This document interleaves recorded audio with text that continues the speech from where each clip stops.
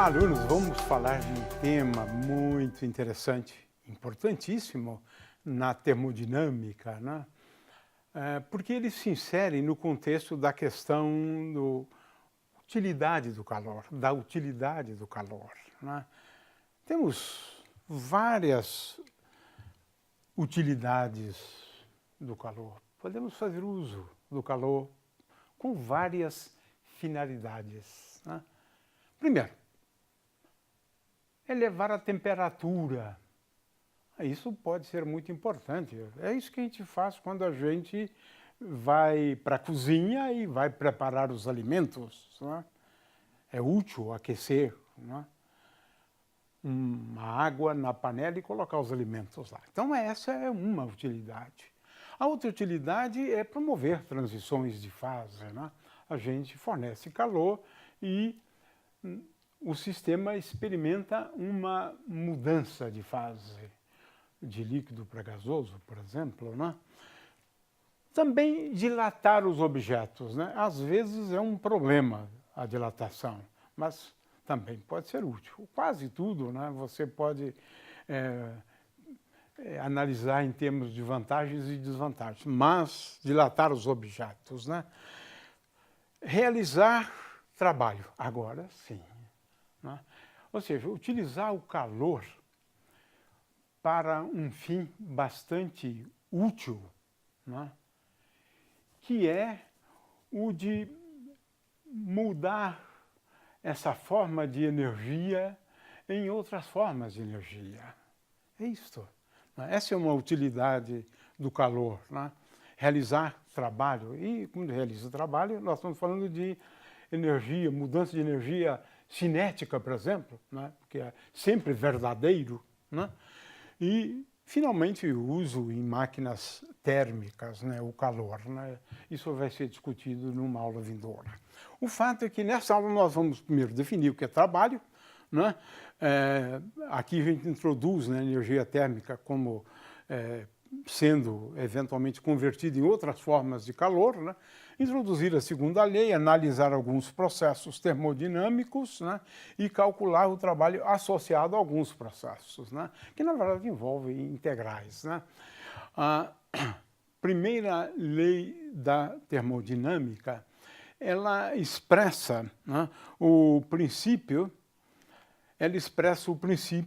da conservação da energia, porque calor nada mais é do que energia, nós já dissemos isso, né? Calor é aquela forma de energia que é transportada pelos fótons, né? O fato é que, sendo uma quantidade de energia, né, ela pode ser utilizada quando um sistema termodinâmico absorve uma quantidade ΔQ de calor. Essa quantidade de calor pode ser utilizada para alterar a energia interna do sistema termodinâmico. A energia termodinâmica, essa é uma possibilidade, mas temos uma segunda também, que é o que nós chamamos de realizar um trabalho, né? Realizar trabalho. E ao realizar trabalho, aí nós estamos falando da utilidade do calor, né? No sentido de promover, né, a mudança de calor para outras formas de energia, né? Então, essa é a formulação da segunda lei da termodinâmica. O calor pode ser absorvido, então, nesse caso, o trabalho é realizado sobre o sistema, e o sinal aqui é menos nesse caso, né? Quando o calor é absorvido. Então, é preciso sempre levar em conta a questão do sinal do trabalho, né? Muito bem, aqui eu tenho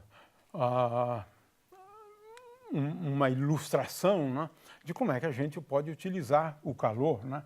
Mediante o calor, nós podemos ter ou forçar, né, a expansão do gás, empurrando aqui um pistão, uma biela ligada a uma roda coloca esta roda em movimento e acoplado a um gerador, por exemplo, para movimentar um gerador, nós podemos aqui ter a produção da energia elétrica, da eletricidade, né? Essa é a base de funcionamento, né, das máquinas térmicas. Aqui eu tenho uma versão um pouco mais sofisticada, né?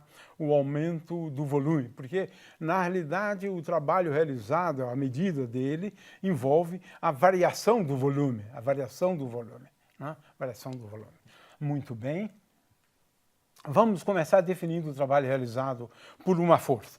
Quando uma força age sobre um corpo e esse corpo se desloca de um ponto A, né, até um ponto B, né, então o trabalho realizado pela força é dado pela integral de caminho, do caminho interligando A até o ponto B, da força, né. É assim, nós já vimos isso na mecânica. Por outro lado, essa força aqui pode ser só uma força ou a soma das forças. O que importa é que a soma das forças. O resultado que a gente vai apresentar agora é válido para a soma das forças. Então, se eu tenho várias forças agindo, o trabalho realizado para o movimento do ponto A até o ponto B, ele é tal que, agora é bem geral este teorema aqui, né? O trabalho realizado para ir de A até B, ele me dá o quanto de energia variou, o quanto de energia cinética variou. É isso, energia cinética do corpo. Dá uma medida da variação de energia cinética. Então, quando eu calculo o trabalho, eu estou, na verdade, calculando, né, a variação de energia. Variação de energia. E essa energia pode ser energia, por exemplo, energia cinética, que é o mais usual, né? Então, esse é o conceito de trabalho. Muito bem. Agora, vamos olhar aqui para a expansão, né, de um gás. Ele está contido, né, num certo volume V, inicialmente, né, mas mediante a aplicação aqui de uma força, né, ele vai se deslocar de uma quantidade, aqui está sendo colocado como sendo D, mas eu tenho mais interesse quando esse deslocamento é infinitesimal, né, um aumento de volume infinitesimal, né. F aqui é paralelo ao deslocamento, então esse elemento infinitesimal de trabalho, d tal, é igual a f dx, né?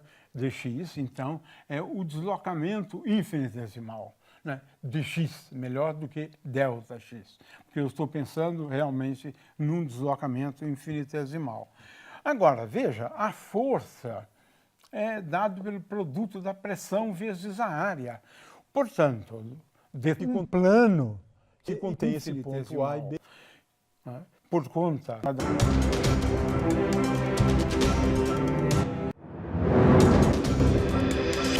força igual a P vezes A vezes dx é igual a P vezes A dx, mas A dx é a variação do volume dV. Aqui começou aqui e terminou lá em cima.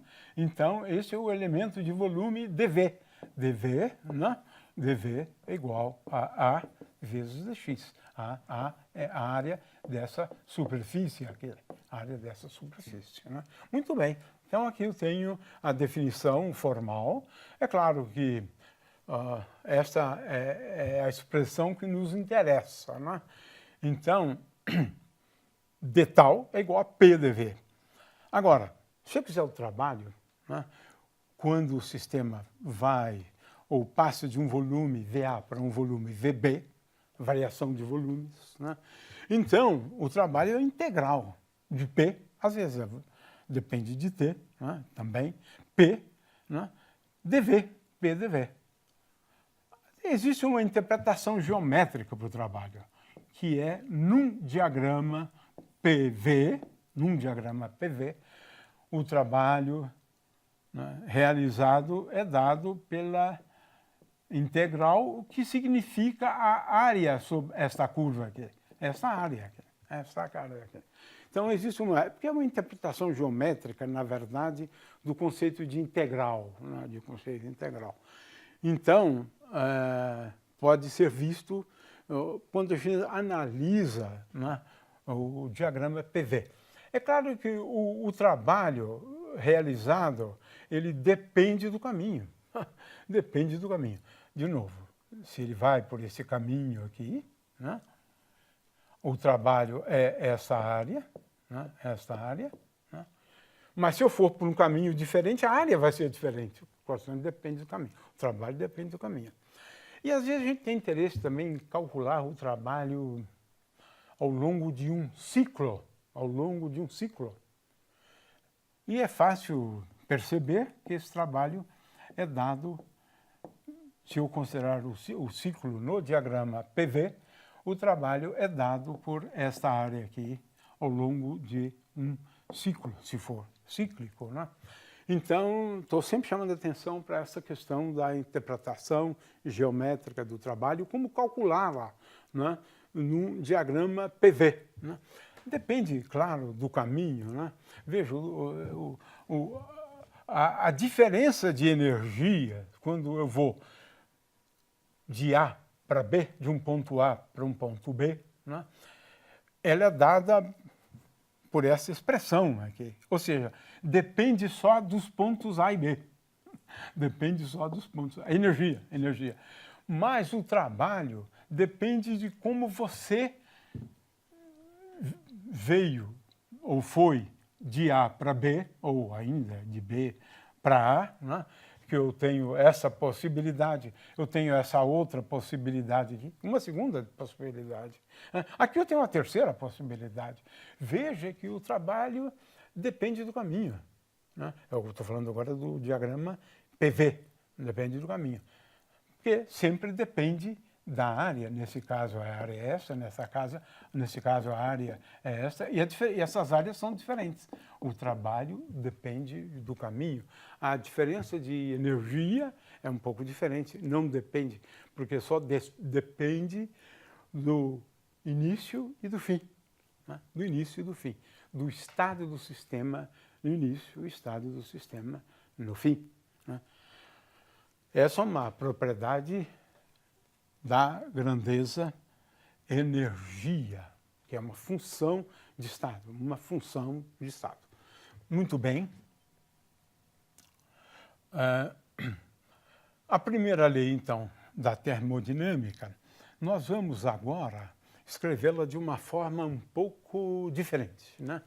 Só um pouquinho diferente, porque às vezes, mas eu não vou usar muito isso não, às vezes a gente escreve assim, D com uma barra.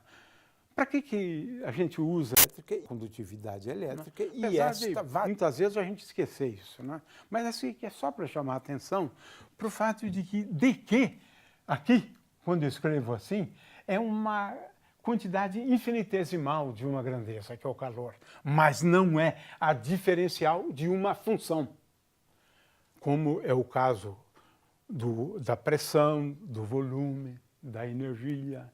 É diferente. De que, a rigor, quando a gente escreve aqui, é uma quantidadezinha infinitesimal. É isto. É uma quantidade infinitesimal. Muito bem. Então, uma quantidade infinitesimal, né, de calor, ela me leva a... pode ser utilizada para variar o volume por uma quantidade infinitesimal, né, dV, né, e uma variação infinitesimal da energia. Muitas vezes a gente vai usar essa notação aqui, né? Muito bem. Então, a primeira lei da termodinâmica, ela pode ser também escrita em termos de ora de estado, né? Ou um potente de mesmo sinal. Então dá, exatamente. Então dá para fazer aquelas brincadeiras que você fez, né? Mais PV. Já começamos introduzimos agora pelo menos uma função termodinâmica de uma maneira fácil, né? E agora a primeira lei da termodinâmica, em termos da entalpia, se escreve assim, né? A variação da entalpia. Entalpia é a soma de energia mais PV. V. Tão simples quanto isso, né? E a gente vai ver que a gente pode escrever capacidades térmicas em termos de variações da energia interna, U, que na verdade U é a mesma coisa, né? Que esse E que está aqui. Às vezes eu uso E e às vezes uso V. Eu prefiro usar E porque U a gente usa muito para potencial, mas não importa, é uma questão só de notação, né? O fato é que temos muitas aplicações, a gente vai ver depois, nas máquinas térmicas. Agora eu quero chamar a atenção para uma coisa que é bem interessante, né? É que a gente pode escrever, a gente pode formular a primeira lei da termodinâmica de uma forma um pouco diferente. E essa é muito bonita, na verdade, né? É o seguinte, com uma quantidade infinitesimal de calor, de quanto eu aumento a temperatura, de quanto eu aumento a pressão. Agora é uma outra forma de apresentar aquela lei. Outra forma de apresentar aquela lei.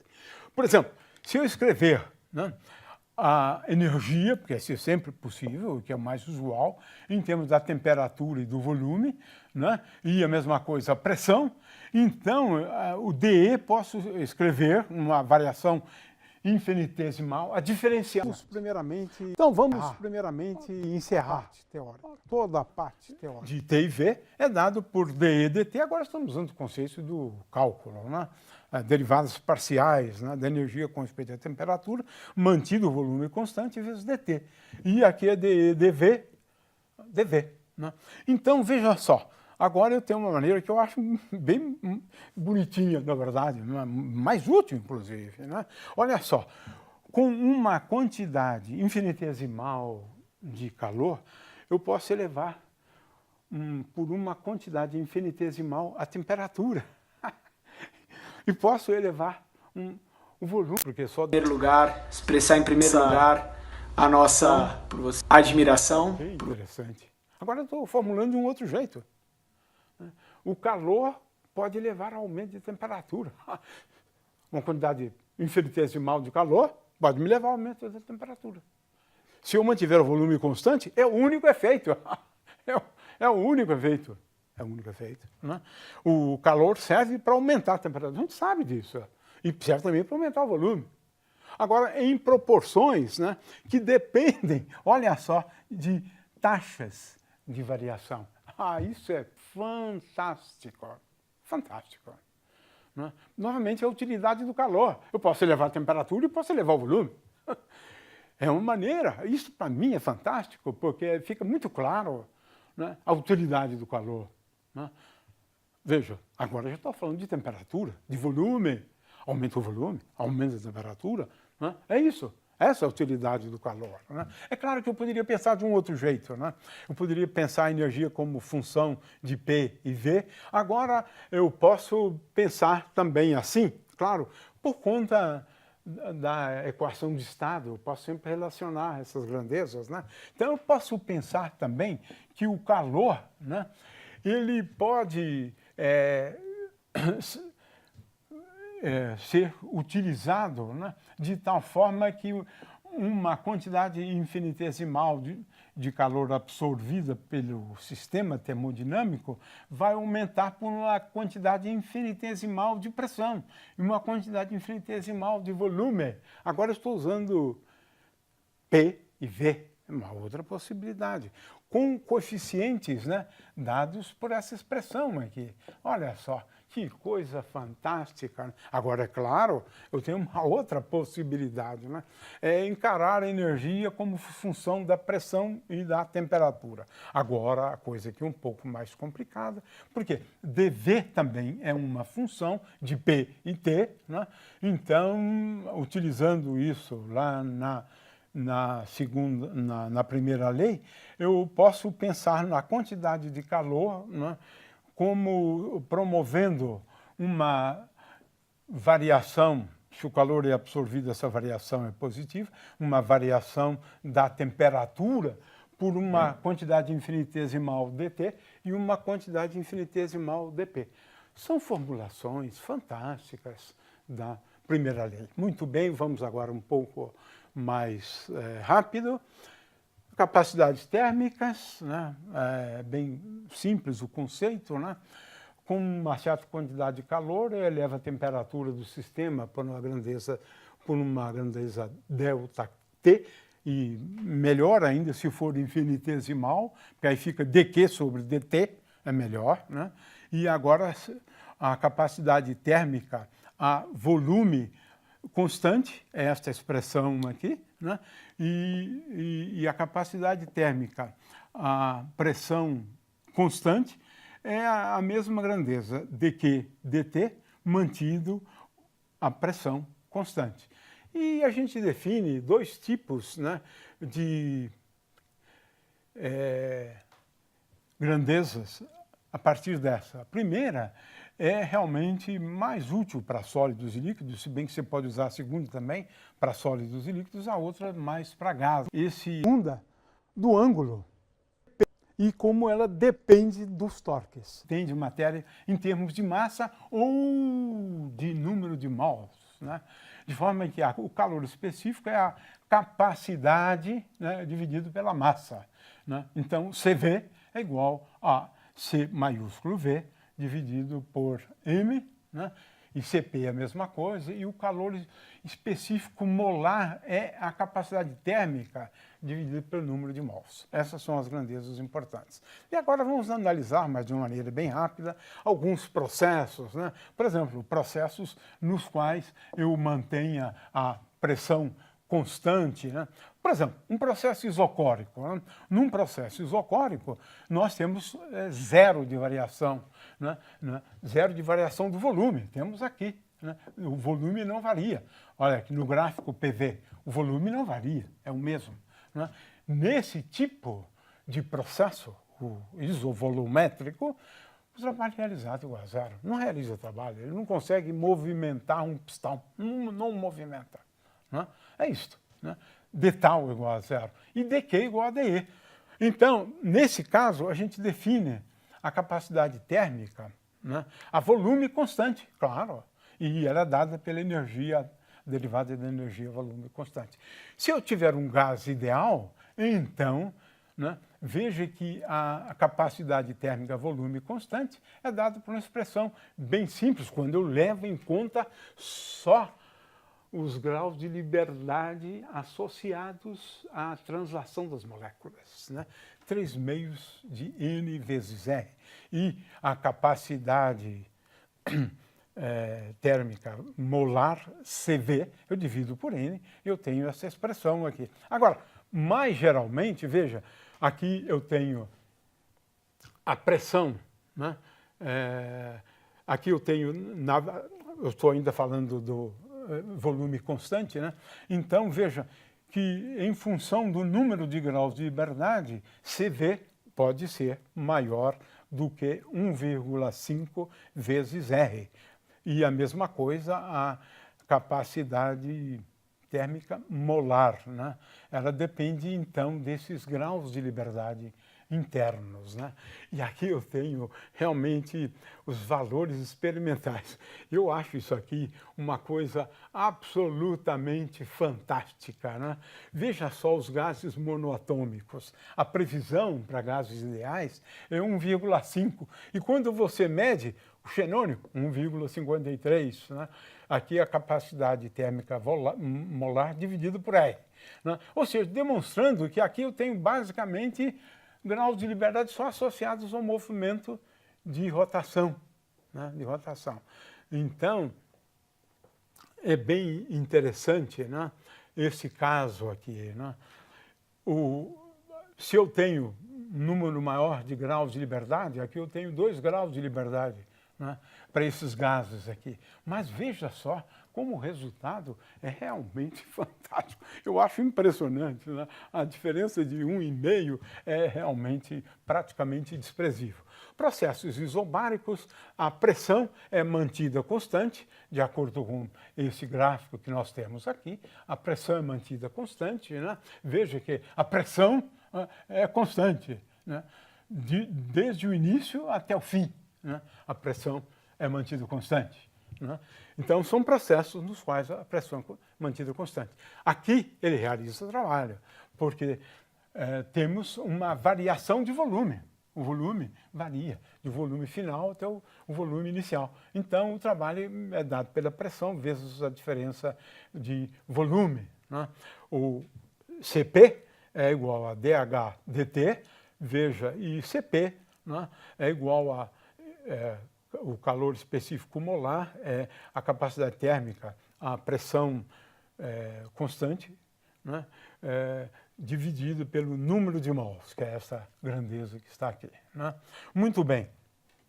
O fato é que Cp é igual a Cv mais a taxa com que o volume varia com a temperatura, vezes essa grandeza física aqui. Então, veja que eu posso ter, né, calcular Cp para sólidos e assim por diante, e para os gases, né? No caso de sólidos, eu tenho uma tabela, né, para o ouro, chumbo, platina, né, e o comportamento deles realmente obedece a uma lei conhecida como lei de Dulong-Petit, onde o Cp, né, é aproximadamente igual a 3 vezes R, calor específico, a melhor capacidade térmica molar, né? É aproximadamente igual a 3R. Né? Realmente, algumas previsões são realmente fantásticas. É claro que isso não é uma regra geral, como vemos aqui, por exemplo, no caso da água e assim por diante. Muito bem. Agora, se eu considerar gases, né, aí é fácil fazer uma previsão para capacidade térmica a pressão constante, é 5, né? Não, é 3, na verdade, é 5, né? Mais Ni, né? Dividido por 2, né? De forma que essa é uma previsão, né?